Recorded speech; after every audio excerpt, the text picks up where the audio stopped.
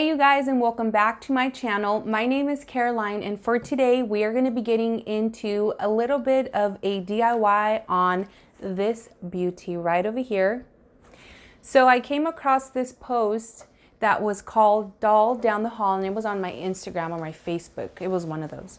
So it's just you move them around every day until Halloween is over, of course, you know, to creep out your kids instead of them being like, what is my elf doing today? Like, Mom, I really don't want my doll to be moving around. My daughter loves it. Of course, the apple doesn't fall far from the tree. You know, and I was like, this would be perfect to give you guys a tutorial on it and hoping that it goes viral because it's honestly the best thing ever. I'd rather do that than Elf on the Shelf. If those of you do love Elf on the Shelf, I do too, but I just love Halloween. And I just thought it was totally cool. I said, you know what? I am going to run to my local Goodwill and I'm going to grab me one of these porcelain creepy dolls. And you know which ones I'm talking about, the ones that your grandma had sitting in those glass cases that would freak you out. And she would say, you better not play with them. It's like, Grandma, ain't nobody trying to play with those creepy dolls. And now I'm like, thank you, Grandma. Thank you for having that massive collection because they get donated at the Goodwill. And I just got these babies for $2 each, or maybe $2.99 and $2. I don't even remember. But if you guys are interested on seeing more videos like this, please make sure you subscribe to my channel and then also ring on that little bell that is, oh, Martha, you lost your wig. This is Martha Stewart. Please make sure you ring that little bell that is right above Martha Stewart's little brainy head. That way you don't miss out on any of the DIYs that are going to be coming your way. And now you guys, I just want to say, I am not throwing no shade.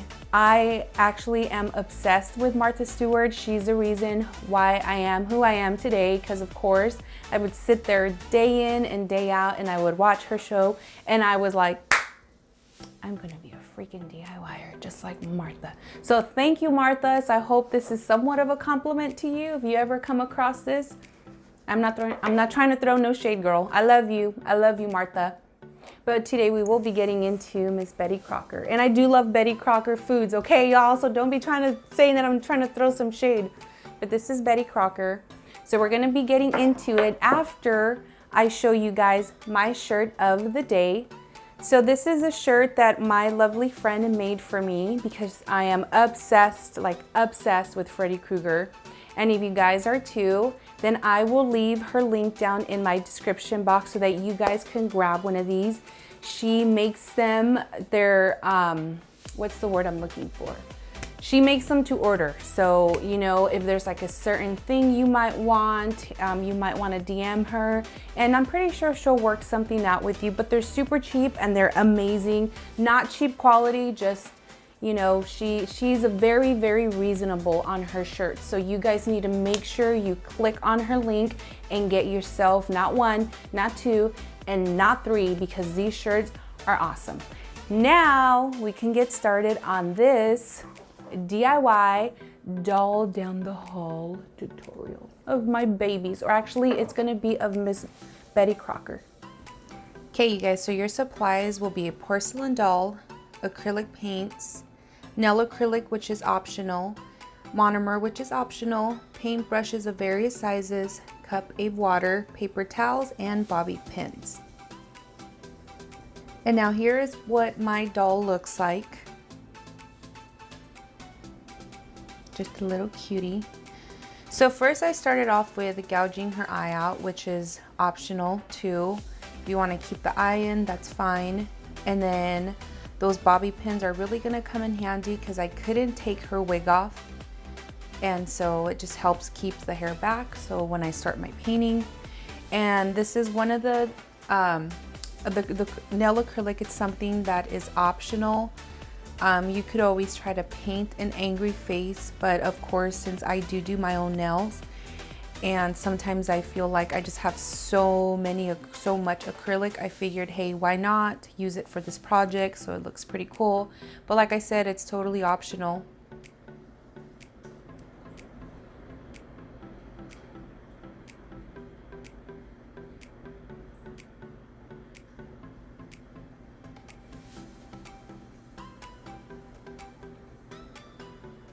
And just a little tip, I I forgot to take off her dress when I started painting. I didn't realize it till afterwards. So here I start painting with my base color. I went with like it was like a nude, and when it dries it looks like this weird kind of like green, so just made her look kind of like old and aged. And please don't forget to do the hands. You don't want your doll looking all creepy from the top, and then you look at the arms and the arms are all the same color, or I mean the other color, like the pink fleshy tone. So I grabbed my brown and I used a little bit of water on the end of my brush, and I just started speckling her face to give her more of that distressed look. If you guys can somehow get a hold of the crackle paint, I'm so positive that would look amazing. But I didn't have any at hand, so I just used what I had.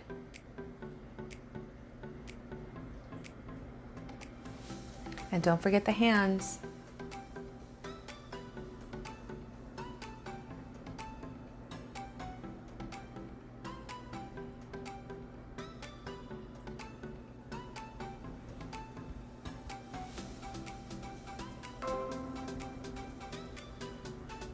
Sorry you guys, that is my laptop making those funky sounds. And then so I took it was like a burgundy color, and I put that right inside of the cuts of her face. And if you didn't use acrylic, then you just make sure you still do the same thing. You just paint it as if there were cuts on there. And then her eye, I wanted to go with something that looked more a little bit like The Exorcist. So I just filled it in with like it was like a mossy green.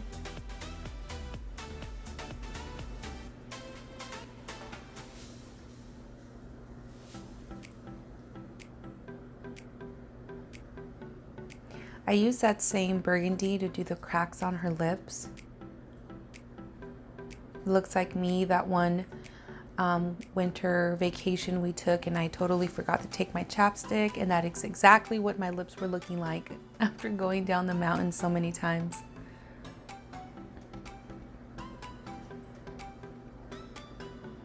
So as you can see here, I mixed the brown with the black. I needed something just to give me a little bit of shadowing. I didn't want to go with the gray. I wanted something to look a little bit more natural, and I didn't want to go with the black. And then what I'm doing here is I would paint the crevices, and then I'd go in with the brush and I'd wet it, and I just like lightly go over it so it'd give it that nice kind of smoky look.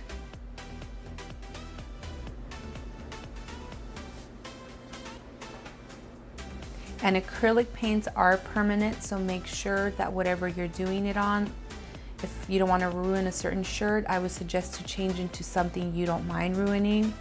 On my desk, it doesn't seem to stick on here. I don't know if it's just the surface, whatever is on the top of my desk, but it doesn't get stuck to her. I could usually just scratch it off, but I know it's not like that with every desk, so please make sure you protect your work area. See, as you can see here, I'm going in again with that color I made, and I put it on, and then I get my brush, and then I just go in with a little bit of water.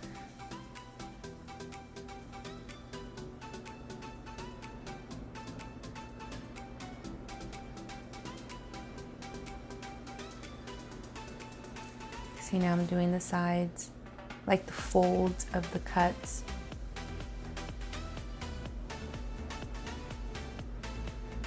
It was so funny because the night I made this, I put her on my bookshelf, and then in the morning when I got up to get my daughter ready for school, I came in my office to open up the blinds, and I freaked out because she was on the floor.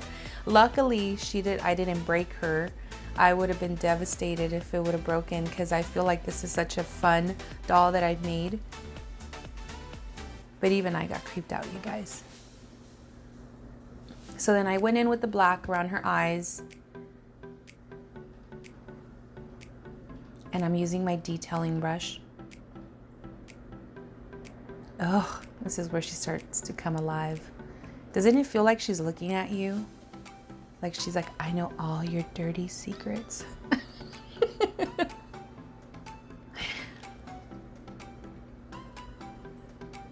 I swear, look at it. It looks like no matter where you turn her, she looks like she's looking at you. And you know what? I'm sorry, you guys. I'm so used to being up close and personal to my work. So there's a couple times where you'll see my big papa head pop into the screen.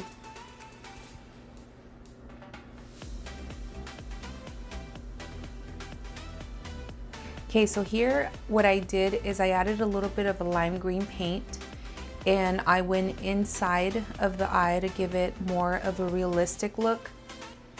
And then of course I used that exact same green to put for her vomit. And I'm sorry I didn't get to record this. I didn't think about it till after the camera was turned off, but her vomit, my husband said that it looked like she just had slime coming out. So what I did is I grabbed a little bit of that same brown that I did to speckle the face, and I did it on the vomit so it gave it more depth. I made it look more gross. So here I just used the black. I filled it inside of her eye. She was filled with cotton, and I believe the eye I gouged in was somewhere in there floating. So I just painted it. That way it looked more hollow. And always remember to do the arms. I just did some random cuts here and there.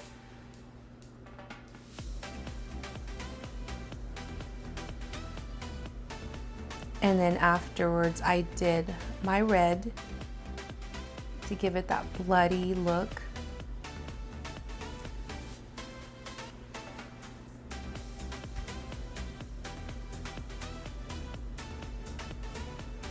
And here I am putting her dress back on, because I am almost done.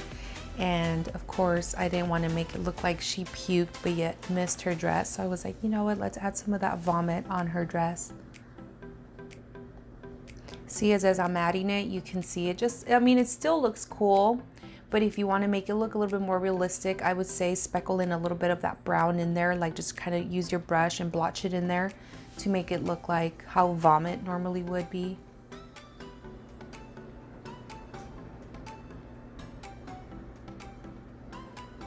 And here's what she looks like, you guys.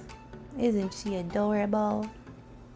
Well, thank you for watching, you guys, and please make sure you leave me any comments on if you do decide to make one of these wonderful dolls. Let me know what your kiddos thought about it. I just want to get a kick off of it. My daughter is not scared of stuff like this. So when I hear little kids get scared, I'm like, oh my God, it worked, it worked. So please make sure you leave your comments down below. And if you thought this video was totally awesome, then please make sure you give it a thumbs up. And then don't forget to subscribe. And until next time, my boils and ghouls, Martha Stewart, myself, and Betty Crocker will see you on my next video.